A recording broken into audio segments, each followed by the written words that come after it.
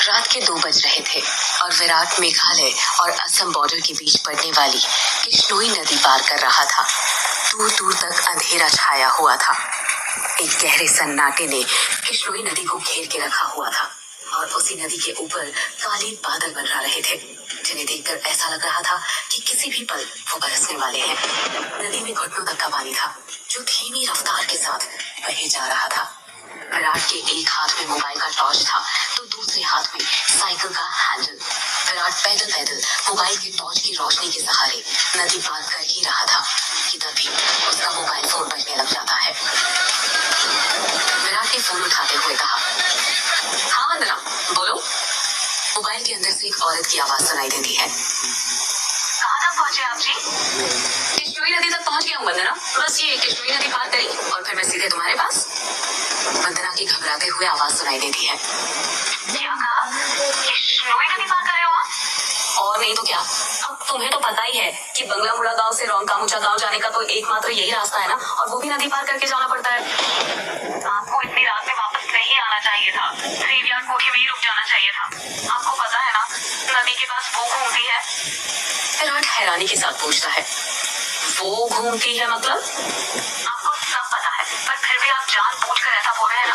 माजी ने बताया था ना कि नदी पार करते वक्त उसका नाम नहीं लेना चाहिए, वरना वो सच में आ जाती है। वंदना, तुम भी ना कहाँ माँ की बातों में आ गई। लगता है माँ ने तुम्हें भी यक्षिणी की कहानी। विराट अपनी बात पूरी करता उससे पहले ही वंदना घबराते हुए कहती है, चुप हो जाओ जी। हे काली माँ, मेरे पति की रक्षा करना और अनजाने में इनसे जो अनर्थ हुआ है उसके लिए माफ कर देना। अरे कभी उसका नाम नहीं लेंगे। विराट हंसते हुए कहता है, क्या वंदना, तुम भी ना ये यक्षिणी वक्षिणी ना कुछ नहीं होता, समझी? ये सब बस मनगढ़ंत बातें हैं जो गांव वालों ने बनाई हैं और कुछ नहीं। आप नहीं मानते तो मत मानिए, पर मैं तो मानती हूँ ना। आप अपना जल्दी से आ जाइए बस। हाँ वंदना, आ रहा हूँ, बस ये नदी तो पार कर लो पहले। अच्छा, मैं रखती हूँ। अरे ऐसे कैसे? तुम्हें नहीं लगता तुम कुछ भूल रही हो? मैं बोल रही हूँ? क्या बोल रही हूँ? यक्षिणी के बारे में याद रख सकती हो, लेकिन ये याद नहीं रख सकती कि आज हमारी शादी की सालगिरह है। गलती हो गई थी, माफ कीजिएगा। आपकी फिक्र में तो मैं भूल ही गई थी। विराट मुंह बनाते हुए कहता है, आप भूल गई थी ना, तो उसकी सजा तो मिलेगी तुम्हें। सजा के लिए तैयार रहना। वंदना प्यार से पूछती है, अच्छा तो क्या सजा देंगे आप? तुम्हारी सजा ये है कि तुम्हें आज रात भर जागना पड़ेगा। वंदना शर्मा जाती है और शर्माते हुए कहती है, हाँ मीना, कैसी कैसी बातें करते हैं आप? अरे अपनी पत्नी से ऐसी बातें नहीं करूंगा तो किससे करूंगा? ठीक है, आ जाइए, मैं इंतजार कर रही हूँ आपका, जल्दी आना। वंदना फोन कट कर देती है और विराट वापस से नदी पार करने लग जाता है। अभी विराट ने 1-2 कदम आगे बढ़ाए ही थे कि तभी उसको पायल बजने की आवाज सुनाई देती है। विराट को लगता है कि उसके पीछे से कोई लड़की भागते हुए निकली हो। पायल की आवाज सुनकर विराट जहाँ पर था वहीं पर रुक जाता है और पीछे मुड़कर देखने लग जाता है। जब वो पीछे मुड़ता है तो सिवाय अंधेरे के उसे कुछ दिखाई नहीं देता। उसके पीछे कोई नहीं था।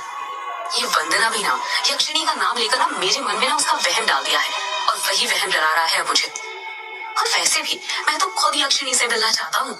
बड़े चर्चे सुने हैं उसके, सुना है बड़ी खूबसूरत है। इतना कहकर विराट वापस से आगे बढ़ने लग जाता है। विराट मुश्किल से अभी 1-2 कदम ही चला था कि तभी उसे नदी के किनारे पर एक काला साया दिखाई देने लग जाता है। उस काले साए को देखकर विराट के कदम अपने आप थम जाते हैं। साए को देखकर ऐसा लग रहा था कि जैसे वो विराट का ही इंतजार कर रहा था। काले साए के पास से पायल के बजने की आवाज और चमेली के फूल की खुशबू आ रही थी। विराट के हाथ पैर कपकपाने लग गए थे। विराट डरते हुए कहता है, कहीं वंदना की बातें सच तो नहीं थी, ये यक्षिणी तो नहीं? विराट उस साए को देखकर इतना डर गया था कि उसका पूरा चेहरा पसीने से लथपथ हो गया था। विराट के हाथ पैर ठंडे पड़ गए थे। उसका दिल जोरों से धड़कने लग गया था। उसे समझ नहीं आ रहा था कि वो क्या करे। विराट डरते हुए कहता है, कौन है वहां पर? कोई जवाब नहीं आता है। सन्नाटा अब भी छाया हुआ था। विराट विराट अपने मोबाइल का टॉर्च उस काले साए पर मारने लग जाता है। जब उस टॉर्च की रोशनी उस काले साए पर पड़ती है तो विराट देखता है कि वो साया और किसी का नहीं बल्कि एक लड़की का था। नदी के किनारे पर एक बहुत ही खूबसूरत लड़की खड़ी हुई थी जिसकी उम्र करीब 24 साल और लंबाई 5 फीट 2 इंच थी। उसकी लंबी सी गर्दन, गुलाबी से होंठ, बाल खुले हुए जो उसके कमर तक आते थे, उसका गोरा बदन और उसी गोरे बदन पर उसने काली साड़ी पहन रखी थी। वो लड़की किसी अप्सरा से कम नहीं लग रही थी। वो इतनी खूबसूरत थी कि कोई भी मर्द उसका रूप देखकर अपनी हदों को भूलकर उसकी बाहों में मदहोश होना चाहेगा। वो लड़की अपने हाथ से विराट को इशारा करते हुए अपने पास बुलाती है।